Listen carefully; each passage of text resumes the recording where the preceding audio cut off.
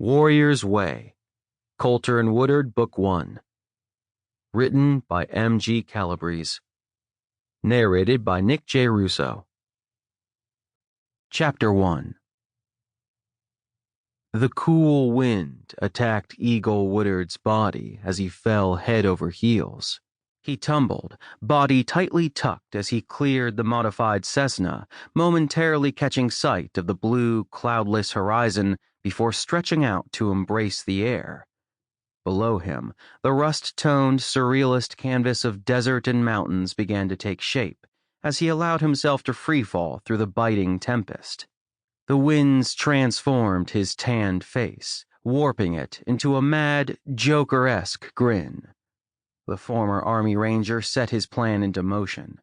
Pulling his muscular arms tightly against his torso, the angle of his descent began to change. "I feel the need for speed." If the wind hadn't been so brutal, he would have laughed.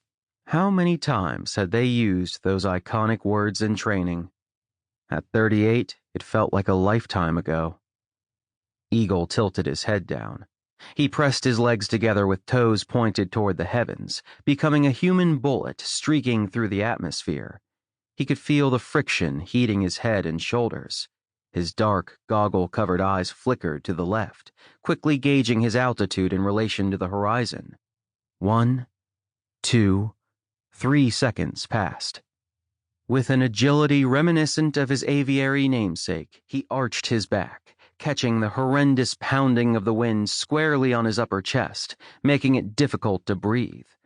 Deliberately spreading his arms and sinewy legs, he succeeded in capturing the furious gale, harnessing it. Using calculated care, he began slowing his descent from Father Sky toward Amani, Mother Earth. Eagle reveled in the multitude of sensations inundating his body. The angry roar of the wind deafened him. The white noise of the rushing air blotted out all sound except for the popping of the black nylon jumpsuit. The wind strained the cloth, protecting him almost to its limit. The powerful, talon-like turbulence threatened to shred his clothes, leaving him bare and unprotected from the tempest. The bee-sting lash of his long, raven ponytail, as it whipped against his neck and face, revitalized and reddened his brown skin. 4, 5, 6, 7, 8. With an eerie calm, Woodard counted the seconds. As he drew closer and closer to terra firma, his confidence in his abilities never wavered. Here he was master. Here he was the great bird of his people's folklore. He was the embodiment of Atsa, the eagle, swooping with deadly accuracy toward his prey on the ground. The Albuquerque homicide detective didn't need to see his altimeter. He knew he only had a few more moments of precious freedom. Reluctantly, his right hand moved reflexively to the left side of his chest. Gripping the cold metal ring, he tugged. The grunt of air was forced from his lungs. The nylon straps crisscrossing his body suddenly tightened, drawing him up. Eagle grimaced as pain seared up his back. The sudden opening of his parachute at this rate of speed aggravated more than one old injury. Gravity, the purveyor of his discomfort, pressed his chin to his chest for an instant before the strain of rapid deceleration eased.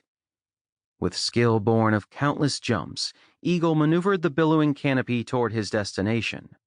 Calculating the high desert crosswinds, he made a last-minute correction which allowed him to plant his right foot firmly onto the center of the large white cross target.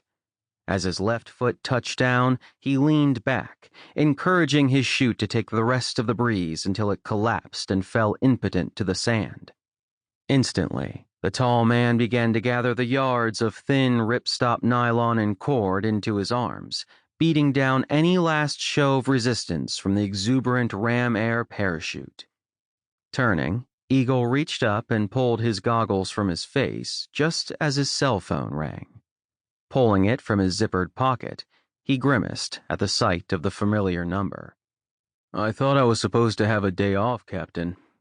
"You do, but I've got an FBI agent here that needs to talk with you.